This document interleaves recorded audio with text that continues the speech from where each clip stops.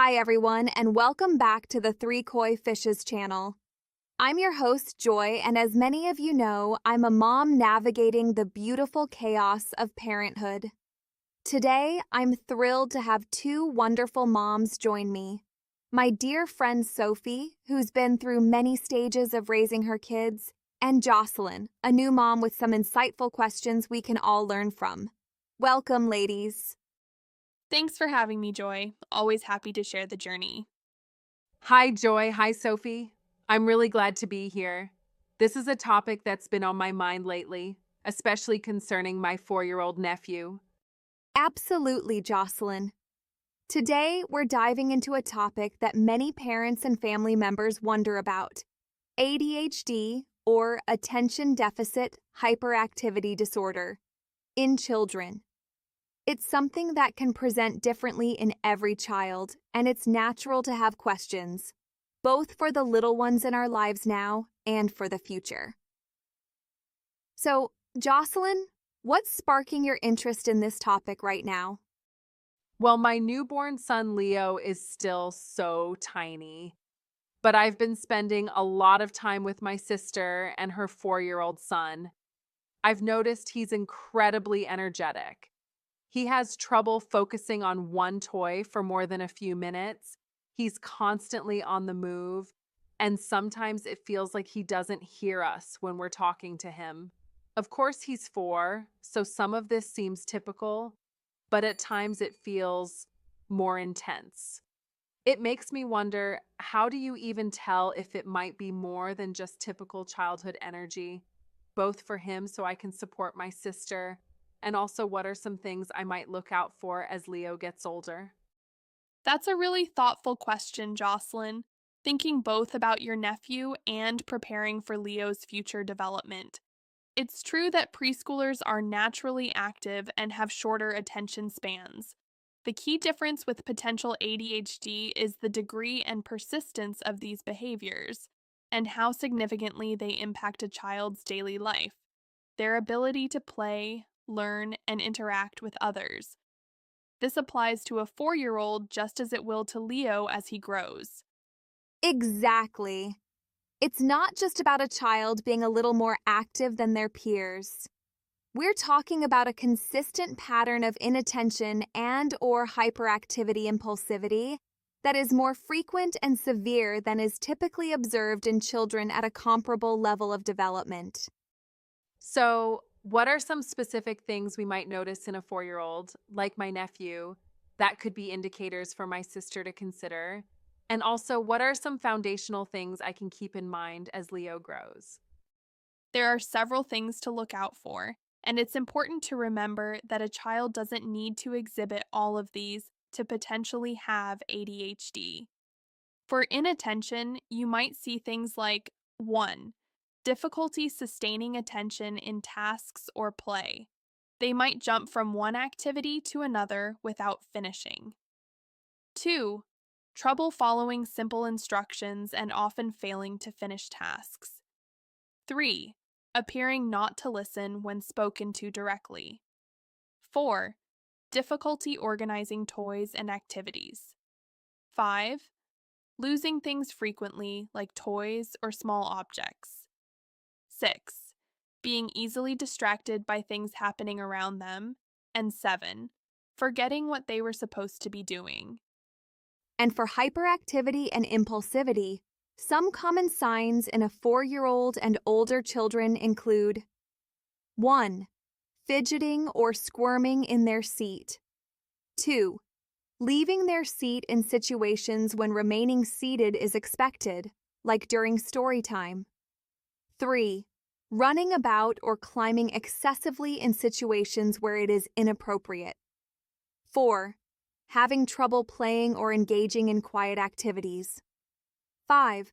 Often being described as always on the go or driven by a motor. 6. Talking a lot. 7. Blurting out answers before questions have been completed. 8. Having difficulty waiting their turn in games or activities. And 9. Interrupting others. That's really helpful to break it down like that. Some of those things sound familiar with my nephew.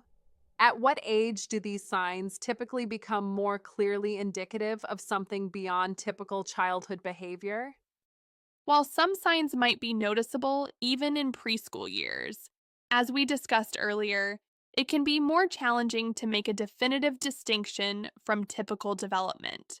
However, if these behaviors are significantly impacting a child's ability to interact with peers, participate in preschool activities, or follow simple directions consistently, it warrants attention. The American Academy of Pediatrics highlights that for children aged 4 to 5 with marked symptoms, behavioral interventions are often recommended. As Leo grows, you'll be looking for the persistence and impact of these types of behaviors in more structured settings like school. Exactly. And it's so important for parents, like your sister with your nephew, and for you to keep in mind as Leo grows, to trust their instincts. If there's a persistent feeling that something is different or more challenging than typical development, it's always worth exploring. So, if my sister is noticing some of these signs with my nephew, or if I start to see similar patterns with Leo as he gets older, what are the next steps? What are the options? The absolute most important first step is to seek professional advice. This is not something you can or should diagnose on your own based on online articles or conversations with other parents. Exactly. The first person to talk to would likely be your nephew's pediatrician or eventually Leo's. They can do an initial assessment, rule out any other potential medical conditions, and provide referrals to specialists if necessary. Those specialists could include 1. Child psychologists or psychiatrists. They are trained to diagnose and treat mental health conditions like ADHD through comprehensive evaluations. 2. Developmental pediatricians. These doctors specialize in child development and can assess a wide range of developmental and behavioral issues. Or 3. Educational psychologists. They can assess learning and behavioral issues within an educational context, particularly relevant as Leo enters school. And what kind of treatment options are typically available if a child is diagnosed with ADHD, both for a young child like my nephew and for when Leo might be older?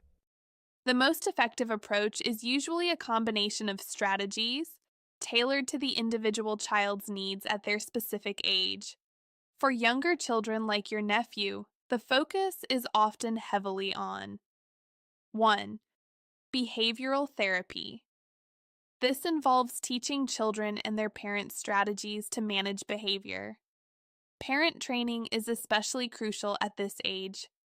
Resources like the Child Mind Institute offer guidance on positive parenting techniques. As Leo gets older, the options might expand to include 2. Medication. For many children, medication can be effective in managing core symptoms. It's a decision to make with a medical professional, and it's important to acknowledge that this can be a controversial approach for some families. While medication can offer significant relief for many, concerns exist about potential side effects. The idea of it being a quick fix without addressing underlying behavioral patterns and the long-term impact. It's crucial for parents to have thorough discussions with their child's doctor, weigh the potential benefits against the risks, and understand that medication is often most effective when used in conjunction with behavioral therapies and other supportive strategies. 3. Educational support. This becomes more relevant as children enter school. IEPs or 504 plans can provide necessary accommodations. This concludes part 1 of our 2-part series, Is It ADHD? In part 2, we will cover IEPs and 504 plans in more detail. Sophie and Jocelyn, thank you for your time today and for this discussion on a really important topic.